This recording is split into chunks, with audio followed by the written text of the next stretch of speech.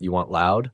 The Broncos are making the league shush itself. After ransacking Geno Smith for 6 sacks on Thursday night, Denver's defense sits at 46 sacks through 10 games, a pace that projects out to about 78 sacks over 17 games. That's not a stat anymore. It's a threat. If this keeps up, the Broncos won't just win games, they'll rewrite the record book. NBC Sports, let's put the Frankenstein in perspective. The single-season team record is 72 sacks, a mark set by the 1984 Chicago Bears, the archetypal pass rush dynasty. The Broncos aren't flirting with that number. They're sprinting toward it. That historical comparison makes what we're seeing feel less like a hot streak and more like a tectonic shift in how opposing offenses will have to plan for Denver the rest of the year. ProFootballReference.com, how are they doing it? Start with the cast. Denver has legitimate sack producers up and down the roster, edge speed, interior push, and a rotation that keeps fresh legs coming at quarterbacks on every down. Nik Bonitto is one of the league's headline producers after breaking out last year, and the club's investments in their front, both in coaching emphasis and in contracts, are paying off in real time. When 3 different players can legitimately threaten a sack on any given snap, offenses stop being comfortable, and comfort is what the best quarterbacks live off. DenverBroncos.com. But this isn't just named stars. The Broncos have engineered a culture of pressure, disciplined stunt packages, programmed blitz looks, and an interior that collapses pockets so edge rushers can finish. Scheme-wise, they're asking the offense to solve more than one problem every play, which means pass protections have to be perfect to survive. When they're not, the result is chaos and, more often than not, a quarterback on the ground. That kind of systemic pressure is what turns talent into a record chase. Gazette.com. There's a tempo advantage, too. The Broncos rotate smartly. Players get heavy reps in short bursts and then rest, so the heat stays consistent late in games. That keeps pressure rate high over 60 minutes, not just in a few glorious snaps. The math is simple. Consistent pressure equals rushed decisions, broken timing equals more sacks. It's the grind you don't see on highlight reels until the scoreboard shows a low number for the other team's passing yards. Gazette.com. And here's the brutal part for opponents. Denver's pass rush doesn't live in a single box. It's not one Steve McQueen-type edge rusher who solves everything. They get production from the edge, from the interior, and from linebackers who time blitzes perfectly. When the threat is multifaceted, offenses can't just chip one problem away. They have to reinvent protections, change halftime game plans, and sometimes get drafted differently next year. That's how a hot season becomes a market-redefining season. DenverBroncos.com. Now the counterpunchers.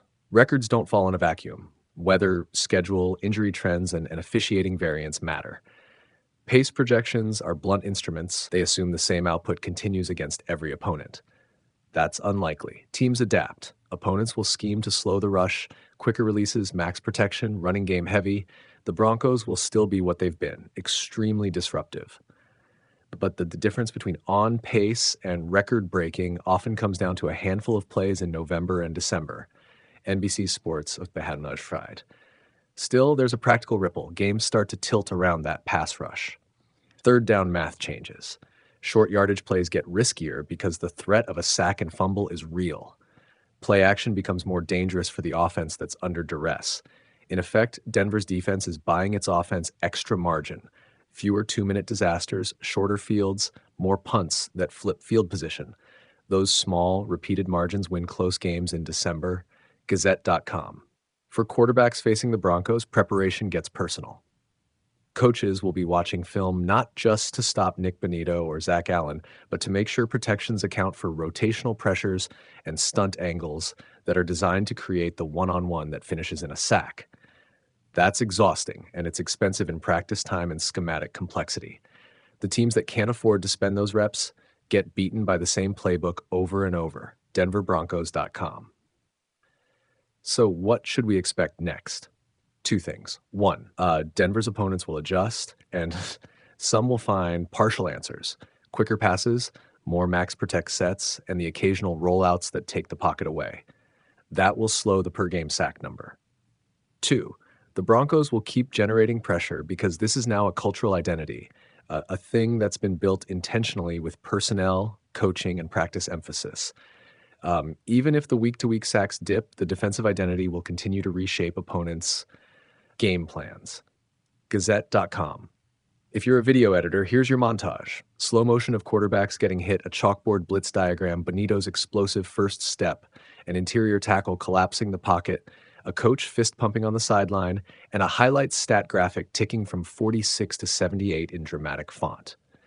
It's the kind of B-roll that sells the storyline. This isn't luck. This is a front engineered to be a problem for any offense. Forever, and maybe for a season historically. NBC Sports' final thought. Records are monuments to both dominance and circumstance. The 1984 Bears posted a mark that stood for decades because they were terrifyingly good. And the Broncos, right now, have recreated that sense of terror. Whether they smash the number or fall a few sacks short, what's undeniable is that Denver has turned pressure into identity, and identity into wins. That's the kind of defensive story that changes how coaches draft, how quarterbacks train, and how the rest of the NFL sleeps at night. ProFootballReference.com. End with a line you can throw on screen. They don't just rush the passer, they rewrite the question. Imagine a hurricane framed in pads and cleats. Not the kind that uproots trees, but the kind that ruins quarterbacks' nights and turns offensive game plans into scavenger hunts. That's the Broncos right now, violent, all over the field, and merciless.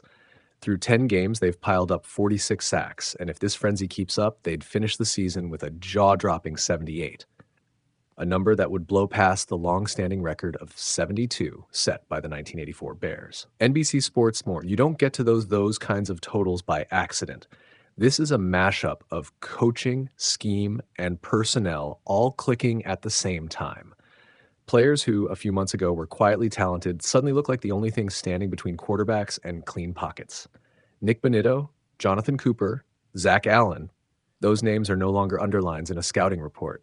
They're a bingo card opponents dread seeing lit up. The rush is coming from everywhere. Stunts, late twists, guards doubling one way while another defender disappears into the backfield. It's chaos, and it's orchestrated. Yahoo Thethao, let's be human about this for a second. Sacks are glorious and ugly at the same time. They're glory for the team that gets them. The roar, the momentum swing, the we did something that ripples through a stadium. But they're ugliness for quarterbacks who feel their season collapsing in half-second increments. A sack isn't just a lost yard. It's a micro-trauma. It dribbles doubt into the QB's decision-making. Hold the ball, throw sooner, run. The Broncos aren't just getting sacks, they're seeding hesitation across opposing offenses. That hesitation multiplies into incompletions, turnovers, and games that tilt the Broncos' way even when their offense refuses to cooperate. And it's not only about raw numbers, it's about the rhythm breaker. When a defense consistently pressures a passer, play calls change.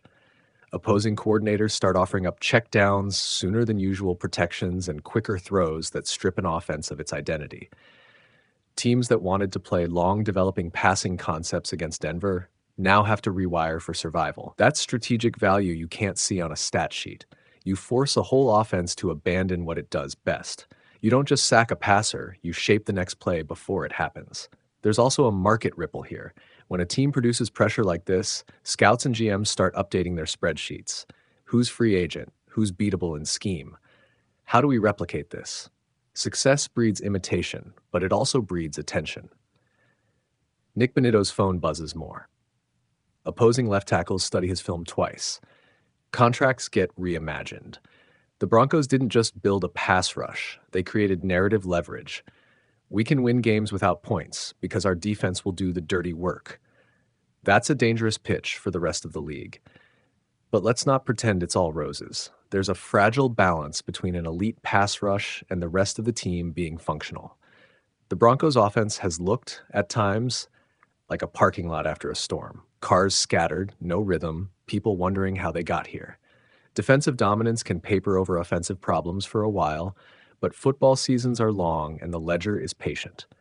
If Denver's offense can't support drives, the defense will be on the field more. Fatigue will creep in, and suddenly the sack engine will sputter under volume. The record chase is intoxicating, but maintenance matters.